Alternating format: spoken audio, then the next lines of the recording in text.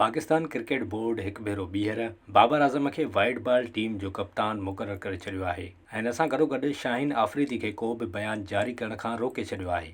ज़रियनि जी दावा आहे त शाहीन आफ़रीदी कप्तानीअ तां हटाइण वारे मामले ते तफ़सीली ट्वीट लिखी छॾियो हो, पर खेसि ट्वीट करण खां रोकियो वियो आहे। पाकिस्तान क्रिकेट बोर्ड जो चेयरमैन मोहसिन नक़वी काकोल में क़ौमी टीम जी कैंप जो दौरो कंदो। इन दौरान शाहीन आफ़रीदीअ सां बि मुलाक़ात करे सघे थो। ज़रियनि जो चवणु आहे त शाहीन आफ़रीदी बिना मुशावरत जे कप्तानीअ तां हटाइण ऐं बाबर खे कप्तान बणाइण वारो बयानु जारी करण ते नाख़ुशि आहे ऐं पंहिंजे ख़दशनि बाबति PCB चेयरमैन खे आगाह कंदो।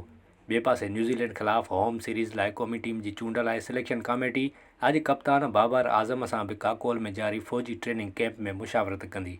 अॼु बाबर आज़म PCB चेयरमैन मोहसिन नक़वी सां मुलाक़ात कंदो। इन खां सवाइ न्यूज़ीलैंड ख़िलाफ़ सीरीज़ में रोटेशन पॉलिसी इख़्तियार करण जो फ़ैसिलो कयो वियो आहे। कीवीज़ ख़िलाफ़ 5 T20 मैचुनि ते ॿधल सीरीज़ लाइ 17 खां 18 रुकनी स्क्वाड जो ऐलान कयो वेंदो ऐं इन्हनि मां ई T20 वर्ल्ड कप लाइ टीम चूंडी वेंदी।